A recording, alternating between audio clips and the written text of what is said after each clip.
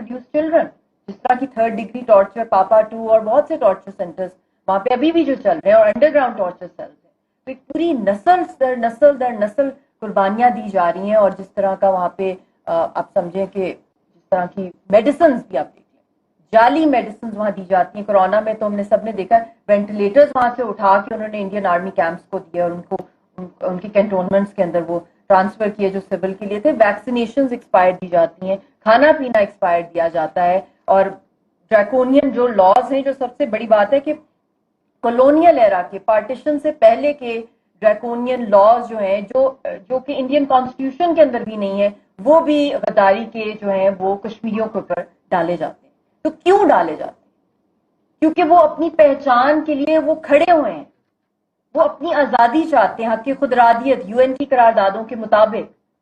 तो as a Pakistani and as a wife of a Kashmiri Hurriyat leader, मैंने मतलब कि ये एक बहुत बड़ी जिम्मेदारी है कि मैं अपने मुल्क में भी तरह तरह के नैरेटिव्स चल रहे होते, क्योंकि मैं किसी भी इंटरम सेटअप पर वैसे भी मैं ज्यादा इंटरनल इश्यूज में इतना वक्त नहीं मिलता मुझे कि मैं फोकस करूं कि पाकिस्तान में क्या हो रहा है। मगर एक बात जो मैं कहना चाहती हूँ इस प्लेटफॉर्म से, कि हकीकी आजादी का मतलब सिर्फ कश्मीरियों की आजादी है, उससे कम, उससे ज्यादा कुछ भी नहीं।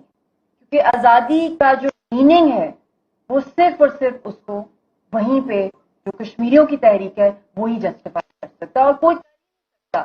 आपको कायदे आजम मोहम्मद अली जिन्ना ने आजाद कर दिया, आप पाकिस्तान मूवमेंट चली, आप पाकिस्तानी हैं, आपको बहुत से यहाँ पे इश्यूज होंगे, मगर जो सबसे बड़ी आपकी आइडेंटिटी, अल्लाह ना करे कि कभी आप वो दिन देखें।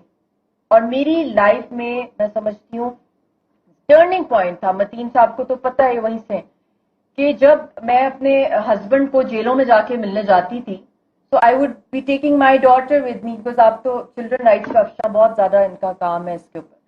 तो बच्ची थी हार्डली 2 ईयर्स की, तो जेलों में मैंने जाना, क्योंकि जेलों से मेरा एक बड़ा गहरा रिश्ता है कश्मीरियों का।